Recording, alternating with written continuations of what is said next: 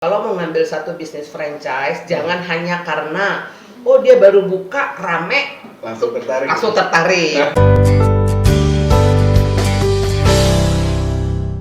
Halo, jumpa lagi di Bincang Wali. Ini spesial. Bincang Wali adalah kita akan bicara mengenai bisnis waralaba dan lisensi di Indonesia. Bersama saya Trila Harjo, saya kedatangan tamu spesial Ibu Levita Ginting Supit, Ketua Komite Tetap Kadin Indonesia, bidang waralaba, lisensi, dan kemitraan. Selamat siang, Ibu Ita. Selamat siang, Patri. Apa kabar, Bu? Baik, sehat. Apa nih kesibukannya Akhir-akhir ini menghadiri antara lain adalah dibukanya kembali bisnis-bisnis kuliner. Jadi semakin banyak yang buka, saya juga semakin happy untuk menghadirinya karena itu kan artinya udah mulai kembali ya bisnis-bisnis yang seperti kita tahu tahun lalu kan semua pada slow, bahkan ada sampai yang tutup seperti itu. Menarik, Bu Ita. Bu Ita, bicara mengenai pandemi ini gitu ya. Pandemi ini kan sudah 1 tahun lebih ya. Iya. Dan tentunya bisnis waralaba salah satu sektor yang terkena imbas dari dampak pandemi COVID-19. Nah, ceritanya seperti apa sih, Bu? Ya, gini, kayaknya untuk yang kena imbas bukan cuma bisnis waralaba ya, tapi semua bisnis di Indonesia bahkan di seluruh dunia itu kena imbas daripada COVID-19. Nah, karena kita adalah pelaku usaha waralaba, jadi di sini coba kita soroti adalah tentang waralaba.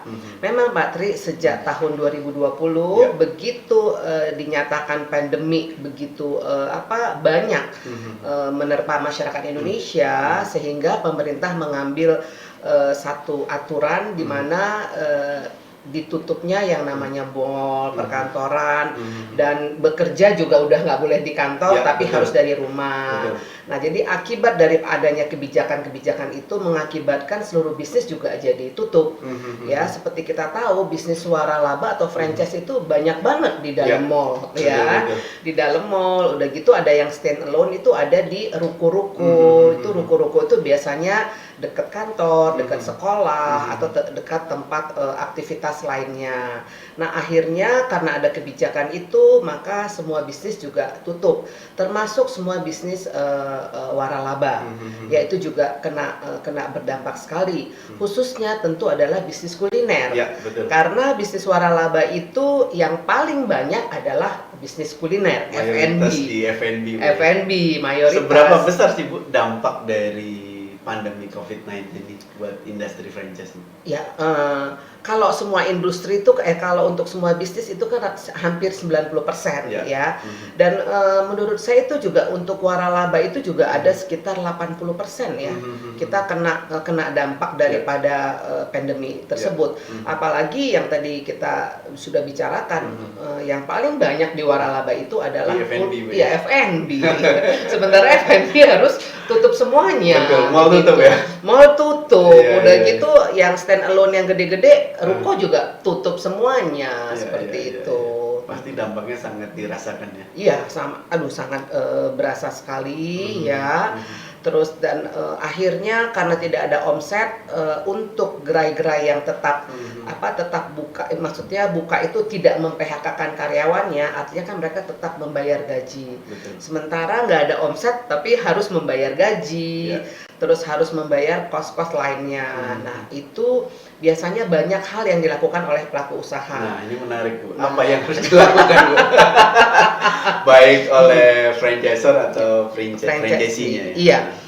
Gini, memang yang mereka lakukan itu adalah salah satunya memang biasanya kan kita ada stok ya. Ada stok yang kita keep untuk beberapa bulan ke depan. Nah, jadi salah satu solusi yang diambil adalah kita harus melepaskan stok. Supaya apa? Supaya ada perputaran seperti itu. Nah, itu melepaskan stok, ada perputaran, terus tentu akhirnya mau tidak mau memakai dana cash pribadi. Ya, kalau selama ini kan emang kita sampai makan dana cash pribadi. Saya ingat nih Pak Tri, saya ada selalu testimoni. Saya waktu itu ke Bank BCA. biasanya di BCA itu di prioritas tuh nggak pernah penuh orang loh Patrick. Biasanya kan sedikit. Tapi saya menjadi nasabah itu ada kali 20 tahun. Prioritas baru kali itu. Rame banget Patrick. Udah gitu semua tarik. Mencairkan. Itu akhir bulan. Akhirnya saya diskusi waktu itu ada dengan orang banknya, dia bilang, "Bu, ini semua lagi lagi narik dana banyak." Terus bilang, "Buat apa ya Bu?" Akhirnya ya orang bank kan nggak terlalu tahu, kita sebagai pelaku usaha kan kita tahu ini besok hari gajian. Jadi mau nggak mau mungkin ya kita harus pakai dulu dana pribadi untuk bisa tetap survive ya, karena kan tadi saya bilang kan ada yang harus kita bayarkan walaupun bisnis kita itu belum berjalan. Nah, ini kan sudah panjang nih selama 1 tahun.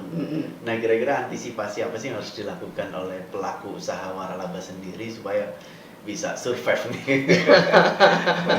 Iya, mungkin sekarang yang perlu dilihat adalah kita melihat bahwa perilaku masyarakat kan berubah. Betul. Patrick.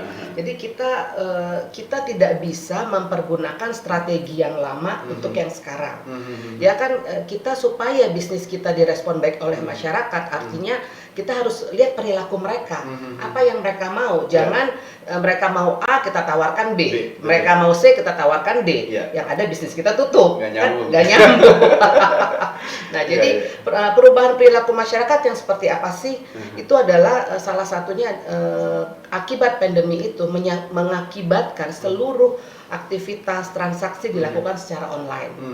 Kan tidak semua pelaku usaha, contohnya saya aja, restoran saya ada restoran, nggak semua restoran saya itu menggunakan jasa online seperti itu. Kita kan biasanya orang datang makan di restoran atau take away, itu kan jarang untuk mereka. Ada sih satu-satu, tapi kita nggak mempergunakan jasa online seperti itu. Nah, sekarang sepertinya ya kita emang harus aware dengan permintaan seperti itu. Mau nggak mau bisnis kita harus masuk dalam bisnis online. Gitu. Karena memang memang bukan berarti offline nanti nggak ada, offline nanti ada, ya. Tapi kan kita nggak tahu kapan pandemi ini selesai. Jadi artinya selama masa pandemi ini, kalau bisnis kita mau tetap survive, artinya ya kita harus mengikuti perubahan perilaku masyarakat itu. Kita harus membuat bisnis kita ya paling enggak harus menyiapkan yang online juga. Kalau dia kuliner, bisnis apa sih ya? Kita kan sekarang banyak tuh platform untuk promosi bisa melalui online, pemesanan bisa melalui online, pembayaran bisa melalui online. Nah, kan hal-hal seperti itu yang selama 1 tahun ini dilakukan oleh konsumen. Karena apa? Karena kan orang satu ada peraturan nggak boleh keluar. Terus yang kedua takut dong, takut begitu saya keluar nanti saya kena, ya kan? Terus yang ketiga ya karena semua aktivitas dilakukan dari rumah. Nah, jadi karena bekerja pun dari rumah, ya. Jadi karena seluruh aktivitas dilakukan di rumah, artinya mereka memenuhi kebutuhan mereka juga ya. Mereka ordernya dari rumah. Nah, jadi salah satunya adalah ya kita harus ya mengikuti perubahan itu agar bisnis kita bisa tetap bertahan. Oke, menarik Bu Ita. Tadi disampaikan bahwa pelaku usaha ini harus adaptif untuk melihat perilaku konsumen yang berubah gitu ya. Nah, ketika konsumen melakukan transaksinya via online, ya kita pun harus cepat-cepat melakukan perubahan itu. Betul. Nah, ini menarik. Bu Ita, tadi disampaikan kan ada perubahan perilaku konsumen ke ranah online nih. Nah, apa sih yang perlu dipersiapkan nih Bu Ita supaya pelaku usaha bisa adaptif terhadap perubahan ini, Bu?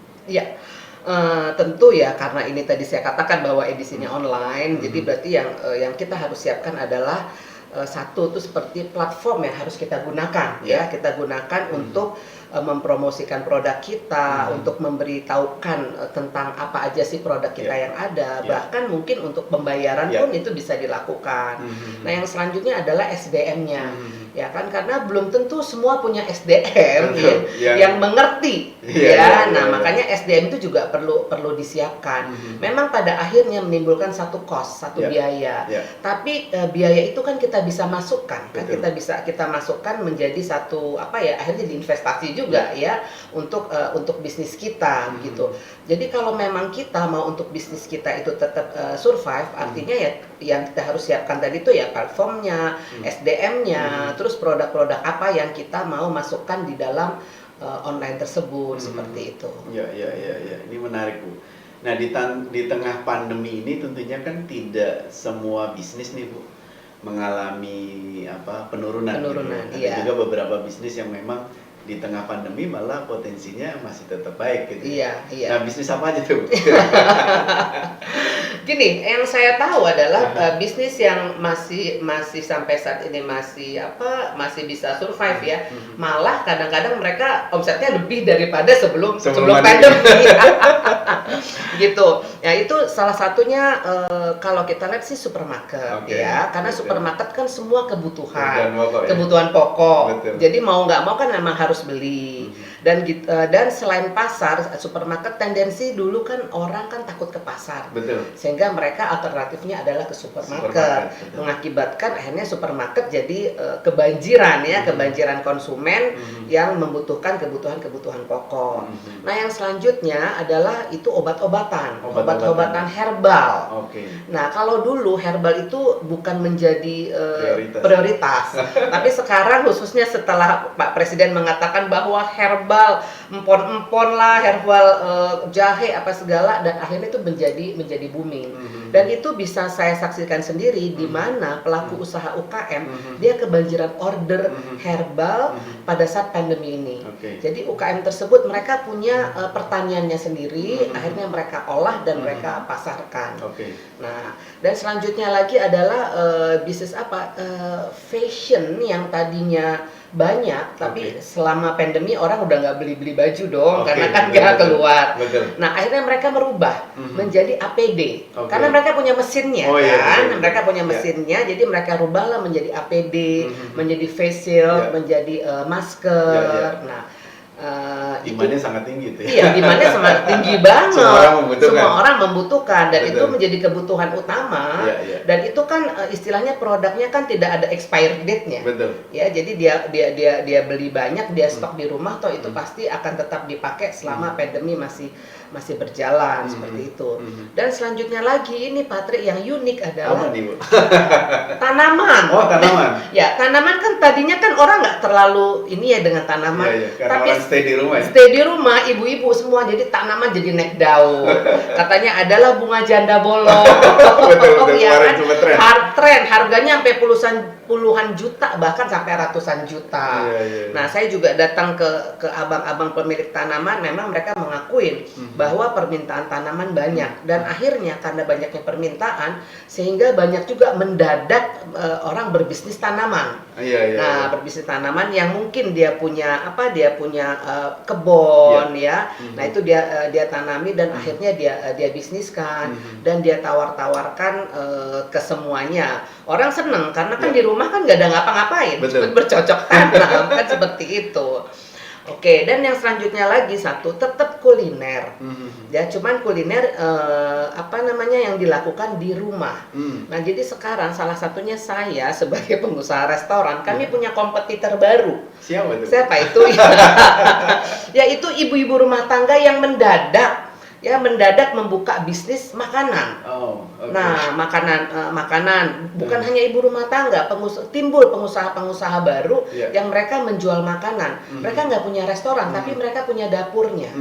Nah, yang mereka jual adalah dari makanan Indonesia sampai makanan yang namanya spaghetti lah, steak lah. Nah, itu adalah pengusaha-pengusaha baru yang timbul, yang akhirnya menjadi kompetitor baru para pelaku usaha restoran begitu. Dan harga lebih murah. Dan mereka nggak ada teksnya. Iya benar, mereka lebih udah pasti kita harganya kalah murah dengan mereka. Jadi yang pengusaha restoran bisa menang hanya kita punya yang namanya kita punya kualitas dan kita punya customer yang udah udah loyal sama kita seperti itu.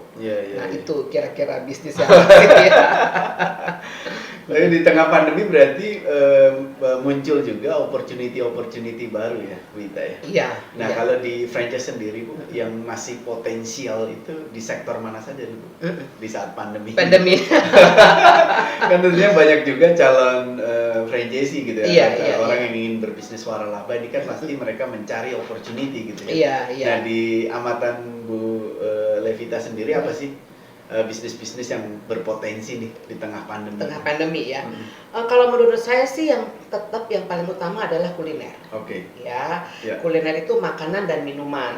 Minuman boba-boba masih tetap happening. Boba masih ya kan, happening. itu Betul, masih betul. happening. Betul. Nah, jadi itu juga masih menjadi satu potensi.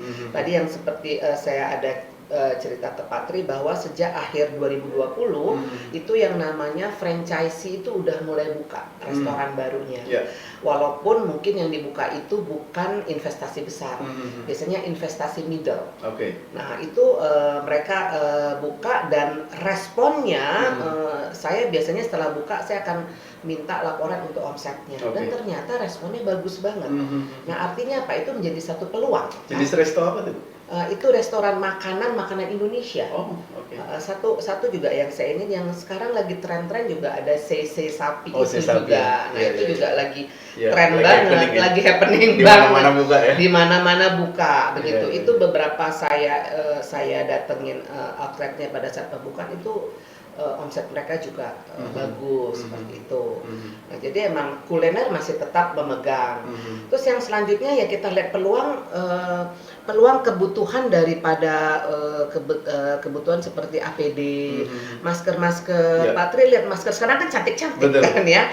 Masker ada Desainnya macam-macam, beda-beda. desainnya beda-beda. Menarik Dan- ya. Nah, selain masker, mereka juga bikin ada pernik-perniknya, cantolannya Iya, lah. Jadi makin kreatif melihat apa nih. Jadi saya pakai satu, kayaknya kalau dikasih sesuatu ini makin bagus nih, makin Betul. menarik. Nah itu Betul. menjadi satu peluang. Itu kan seperti kerajinan tangan yang bisa dilakukan dari dalam rumah.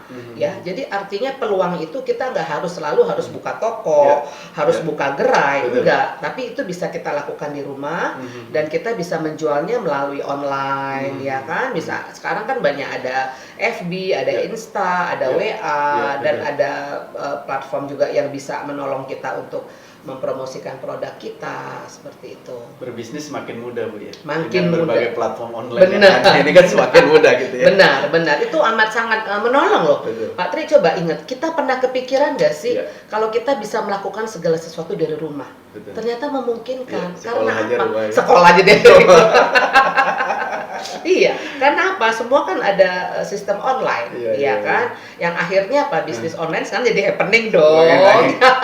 Berarti Semakin bisnis bagus. waralaba betul-betul harus adaptif ya, memadukan antara offline dan online. Online, betul. Gitu. Jadi gini, saya tidak mengatakan bahwa offline itu nggak akan laku, enggak juga. Ya. Karena tipikal masyarakat kita itu Ya. suka untuk adanya pertemuan. Betul. Ya, jadi Betul. nggak suka cuman kita dari rumah aja. Ya. Ya itu bisa dilakukan karena kondisi seperti Ya. ini. Tapi karena tipikal masyarakat kita yang hobi untuk yang ada apa sih reuni lah, ya kan? Arisan lah, ya kan? Kongko-kongko. Pertemuan, kongko-kongko, hangout, ngupi apa, Iya, kangen ngopi-ngopi rasanya cantik. Nah, jadi tetap nanti offline itu tetap ada. Nah, jadi offline ada, online ada. Jadi emang kalau bisa dikolaborasi ya why not? Kalau dari dua-dua ini bisa meningkatkan omset penjualan kita begitu. Nah, menarik Wita. Tadi sudah diberikan tips bagaimana melihat suatu opportunity di tengah pandemi ini. Nah, pertanyaannya, kalau kita mau ambil franchise, apa sih yang perlu dilihat? Nah, itu yang harus berkali-kali kita kita ingatkan kepada teman-teman pelaku usaha. Kalau mau ngambil satu bisnis franchise, jangan hanya karena dia baru buka rame langsung tertarik begitu.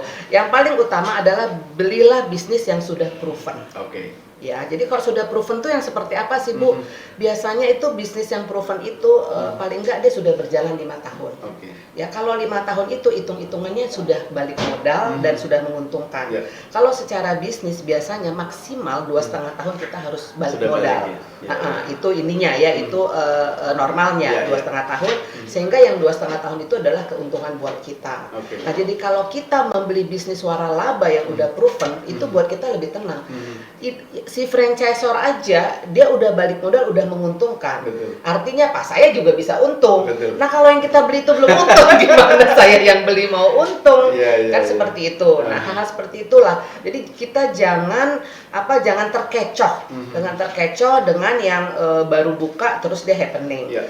Satu juga masukan buat teman-teman bahwa yang namanya satu bisnis khususnya kuliner, kalau baru buka biasanya 3 bulan itu kalau emang dia awal-awal bisa 3 bulan tuh rame Pak. Oke, 3 bulan pertama 3 bulan pertama rame. Nah, Nah, jadi setelah 4 setelah bulan 4 berbeda. jadi Iya. lihatlah setelah 4 bulan. Oke. Jadi kalau 3 bulan itu udah pasti rame. Kenapa rame? Karena masyarakat Indonesia itu sukanya nyoba-nyoba.